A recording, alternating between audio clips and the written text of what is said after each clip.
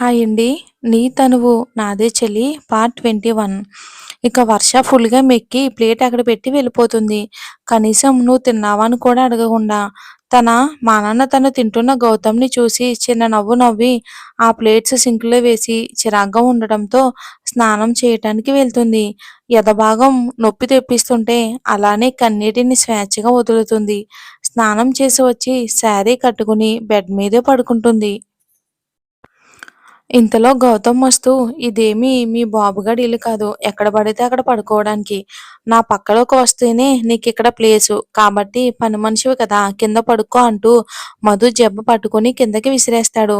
కనీసం బ్లాంకెట్ కూడా ఇవ్వలేదు. తనకి ఏసీ పెంచి హాయిగా దుప్పటి కప్పుకుని పడుకుంటాడు గౌతమ్ శాడిస్ట్. ఏసీ గాలికి చలి పెడుతుంటే బ్లాంకెట్ లేక తన చీరని చుట్టుకుని పడుకుంటుంది పాపం మధు. మధ్యరాత్రిలో మెలకువ వచ్చిన గౌతమ్‌కి మధు హచ్చు కుక్కపిల్లలా వణుకుతూ కనిపిస్తూ ఉంటే తనకి మనసులో ఏదోలా అనిపించి బెడ్ మీద నుండి కిందకి దిగి తన దగ్గరికి వెళ్తాడు.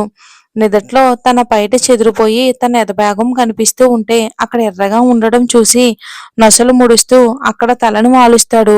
మరీ గట్టిగా నొక్కానా? అయినా అది మనకు అలవాటే కదా!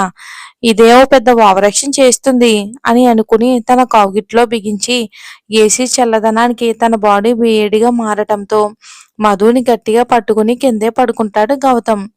ఇక ఆపరేషన్ పూర్తి చేసుకుని బయటికి వస్తారు డాక్టర్. డాక్టర్, మా భూమికి ఎలా ఉంది అని అడుగుతారు సులోచన గారు. ఆయన సంతోషంగా ఆపరేషన్ సక్సెస్ అయ్యింది.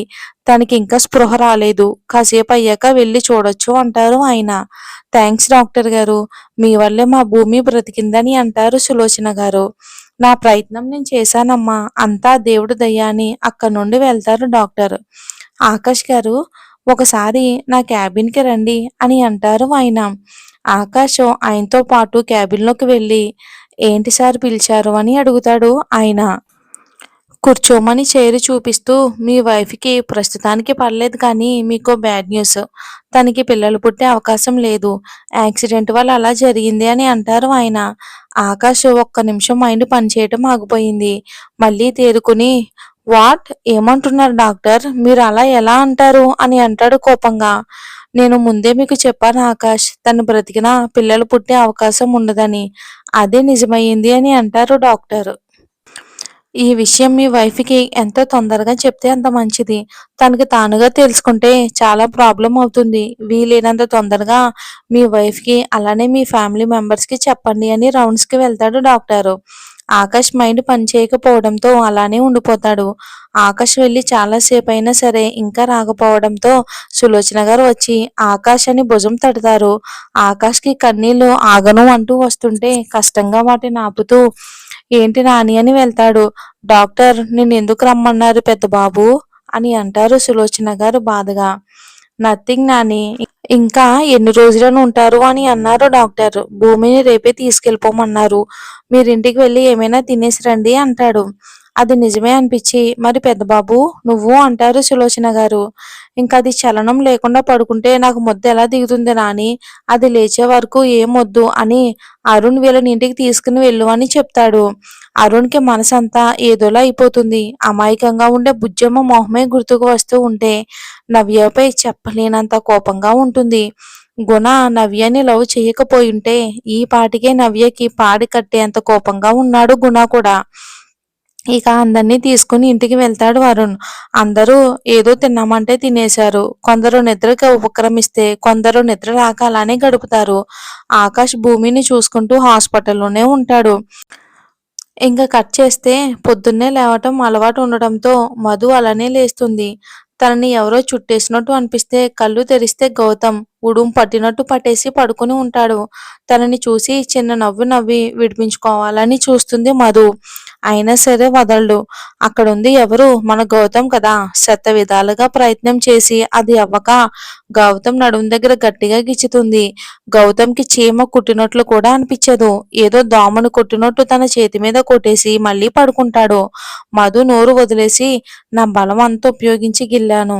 అయినా సరే దోమ కొట్టినట్టు కొట్టేసి మళ్ళీ పడుకున్నాడు. ఏంటి అని గట్టిగా కొరుకుతుంది. గౌతమ్‌కి మెలకువ వచ్చి మధు కొరకడం చూసి, ఏ మెంటల్, ఏంటే ఆకలిస్తే వెళ్ళి ఏదైనా తిను. నా చెయ్యి ఏంటి లెగ్ పీస్ ఏమీ కాదు. నా చెయ్యి కొరుకుతున్నావు అని అంటాడు గౌతమ్ చెయ్యి వెనక్కి లాక్కుంటూ. దానికి ఒక్కసారిగా మధుకి కోపం వచ్చి ఇంకా గట్టిగా కొరికేసి, తినాలన్నా నేను బ్రతికి ఉండాలి కదా! నువ్విలా పట్టుకుంటే చంపేసేలా ఉన్నావు. ఏదో పెళ్ళాన్ని పట్టుకున్నట్టు పట్టుకున్నావు. వదులు అంటుంది కోపంగా. గౌతమ్ ఒక ఐబ్రో రైజ్ చేసి, నువ్వు నా పెళ్ళానివే కదే అంటాడు మీదకి లాక్కుంటూ. ఎవడో దిక్కుమాలినవాడు పనిమనిషి అని చెప్పాడులే అంటుంది పెదవి విదిస్తూ. అంటే నేను దిక్కుమాలినవాడినా? అవును, నువ్వు పనిమనిషివే, నా పెళ్ళాం రెండూ కలిపి అంటాడు. ఏ అదంతా తర్వాత, ముందు వదులు. అంతసేపు పడుకుంటే మీ చెల్లి లేచి నాకు ఆర్డర్ వేయటం అవ్వదు కదా అని కోపంగా విడిపించుకుని వెళ్తూ ఉంటే తన చీర కొంగుని గట్టిగా పట్టుకుంటాడు గౌతమ్. మధు అది లాక్కోవాలని చూస్తూ ఉంటుంటే గౌతమ్ కూడా ఏం తగ్గకుండా లాగుతాడు. ఇద్దరి మధ్య అది నలిగి చివరికి గౌతమ్ గెలిచి గట్టిగా పట్టుకుని లాగుతాడు. దెబ్బకి గౌతమ్ మీద పడిపోతుంది మధు. తన ఎదని చూస్తూ పక్కనే ఉన్న ఆయింట్మెంట్ ఇస్తాడు. ఎందుకు అంటుంది. నొక్కాను కదా నొప్పిగా ఉందేమో అని అంటాడు గౌతమ్. అప్పుడు అర్థమవుతుంది మధుకి. వెంటనే పైట సరిచేసుకుని నాకేం లేదు, నన్ను వదులు అని అంటుంది కోపంగా మధు. టైం చూసావా? 6 అవుతుంది. ఈ టైంలో మా ఇంట్లో ఎవ్వరూ లేవరు. చెల్లి 8కి లేచి 9కి వెళ్తుంది. కాలేజు నా ఆఫీసు 10కి. సో మనకి చాలా టైం ఉందన్నమాట. ఈ లోపు నువ్వు కొంచెం కోఆపరేట్ చేస్తే మనకి ఏదైనా వద్ది అంటాడు. సిగ్గులేదు మాట్లాడడానికి అంటుంది. నాకా? లేదులే, నీకుంటే దాచుకో. అయినా నాకు ఇష్టమైన ప్లేస్కి ఏదైనా అయితే నా హార్ట్ బ్రేక్ అవ్వద్దు బా అంటాడు హార్ట్ మీద వేలు రుద్దుకుంటూ. ఇష్టమైన ప్లేస్ ఏంటి అంటుంది అయోమయంగా మధు. అద్దం అవలే అని చెవిలో ఏదో చెప్తాడు. షాక్తో నోరు వదిలేసి చీ అని గౌతమ్ గుండెల మీద కొడుతుంది. గౌతమ్కి మధుతో అలా ఉండటం బాగా నచ్చుతుంది. అందుకే ఇంకా ఉడికిస్తూ ఉంటాడు. చీ, ఏంటి నాకు ఇష్టమని చెప్పానని ఆయింట్మెంట్ తీసుకుని తనే రాస్తాడు. మధుకి చాలా సిగ్గొచ్చి గౌతమ్ని గట్టిగా తోసేసి ఒక్కసారిగా కిందకి పారిపోతుంది. ఏంటో గౌతమ్ అర్థం కావట్లేదు. హే ఆగివే అని తన వెనకాలే పరిగెడతాడు గౌతమ్. పట్టుకో చూద్దామని ఇల్లంతా తిరుగుతుంది. చివరికి దొరుకుతుంది. తనని ఎత్తుకుని రూమ్లో బెడ్ పైన పడేసి తన మీద పడి కళ్ళలోకి చూస్తూ, ఇంత స్మూత్ అయితే ఎలా బేబీ, నా హార్డ్నెస్ ని తట్టుకోగలవా అంటాడు హస్కీగా. ఏం మాట్లాడుతున్నావు నువ్వు? హార్డ్నెస్ ఏంటి అంటుంది అర్థం కాక. నీకు దేవుడు బుర్ర పెట్టడం మర్చిపోయినట్టున్నాడు బేబీ. పోనీలే చెప్పడం ఎందుకులే, చూపిస్తానని తన పైట తీస్తాడు. హే, ఏం చేస్తున్నావు నువ్వు అంటుంది భయంతో ఎదకు చేతులు కప్పుకుంటూ. నా హార్డ్నెస్ చూపించడానికి బేబీ. నువ్వు ఎంతటో నువ్వు వచ్చేంత వరకు ఆగుతాను అన్నాను కానీ నిన్ను ఇలా చూస్తూ పస్తులు పడుకోవటం నా వల్ల కాదే. అందుకే మీల్స్ మాట వదిలేసి టిఫిన్ అయినా తీసుకుందామని తన ఎదపై తలవాల్చాడు. నీకొక విషయం చెప్పనా baby? I like this place. ఎక్కడ లేని ప్రశాంతత అంతా ఇక్కడే ఉంటుందేమో అనిపిస్తుంది అంటూ నడుం మీదకి చేతులు పోనిచ్చి గట్టిగా గిల్లుతాడు. అమ్మా అని అరిచింది గౌతమ్ కళ్ళలోకి చూస్తూ. అదే మీ చెల్లికి ఇష్టం లేకుండా తనతో ఇలా ఎవరైనా ప్రవర్తిస్తే ఏం చేస్తావు అంటుంది కళ్ళ నీళ్లతో. గౌతమ్కి ఆ మాటకి కోపం వచ్చి తన ఎద మీద కొరికి, నా చెల్లిది నీ రేంజ్ కాదు అని చెప్పాగా ఇంకొకసారి నా చెల్లి విషయం ఎత్తావో నాలోని రాక్షసుని చూస్తావు. అయినా నీ అందాలేంటి ఇలా ఉన్నాయి, ఒక్క మగాడికి మత్తెక్కించేలా అని అంటాడు రొమాంటిక్ గా మధుని చూస్తూ. ఇక కళ్ళు కాకులెత్తుకుపోతే అలానే ఉంటుందిలే. సరే, నేను ఈ రోజు రెస్ట్ తీసుకుంటాను. మీ చెల్లిని వండుకోమని చెప్పండి అంటుంది కడుపు నొప్పిగా ఉండడంతో. అదేమన్నా నీ ఇంటి పని మనిషి అనుకుంటున్నావా? నోరు మూసుకుని వెళ్ళి వంట చేయి అని తన ఎదకి ముద్దిచ్చి పక్కకి తప్పుకుంటాడు. తీసిన పైటిని మళ్ళీ వేసుకుంటూ కన్నీళ్లు వస్తూ ఉంటే వాటిని ఆపలేక ఈ రోజు డేట్ చూస్తుంది. ఈ రోజు నాకు డేట్ కదా అని అనుకుని నెల అన్న విషయం గుర్తొచ్చి దేవుడా ఒక్క 2 డేస్ ఆగి వస్తే బాగున్ను అని వెళ్ళి చెక్ చేసుకుంటుంది.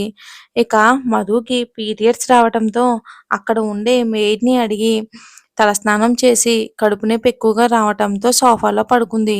గౌతమ్ రెడీ అయ్యి కిందకి వస్తూ టైం చూసి 8 అవుతుంది. కాసేపట్లో వర్షమ్మ రెడీ అయ్యి వస్తుంది. ఇదేంటి ఇలా పడుకుంది అని తన దగ్గరికి వెళ్ళి హే అని లేపుతాడు. మధు నీరసంగా లేచి కూర్చుని ఏంటి అంటుంది.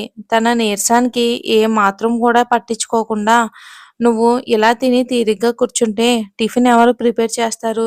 వెళ్ళి ఆ పని చూడు అని గట్టిగా అరుస్తాడు మధు మీద గౌతమ్. ఇక మధుకి నిన్నటి నుంచి ఏం తినకపోవటంతో అలసట అనిపించినా అలానే లేచి కుక్ చేస్తుంది. ఈలోపు వర్ష రెడీ అయ్యి కిందకు వస్తూ టిఫిన్ తింటూ ఉండగా మధు ఉన్నట్టుండి కళ్ళు తిరిగి పడిపోతుంది. గౌతమ్ వితిన్ సెకండ్లో రియాక్ట్ అయ్యి తనను పట్టుకొని రూమ్కి తీసుకుని వెళ్ళి బెడ్ మీద పడుకోబెట్టి వర్షమ్మ నువ్వు కాలేజ్కి వెళ్ళు నేను చూసుకుంటాను అని అంటాడు. వర్ష బాయ్ అన్నయ్య అని చెప్పి కాలేజ్కి వెళ్తుంది. లోపలికి వచ్చి మధు మొహం మీద వాటర్ చల్లుతాడు. అయినా మధు లేవకపోవడంతో గౌతంలో టెన్షన్ వస్తుంది. ఎప్పుడు దీనికి టెన్షన్ పడని నేను ఇలా టెన్షన్ పడుతూ ఉంటే కాస్త విచిత్రంగా అనిపించినా డాక్టర్కి కాల్ చేశాడు గౌతమ్. మరి ఏం జరుగుతుందో వచ్చే భాగంలో చూద్దాం.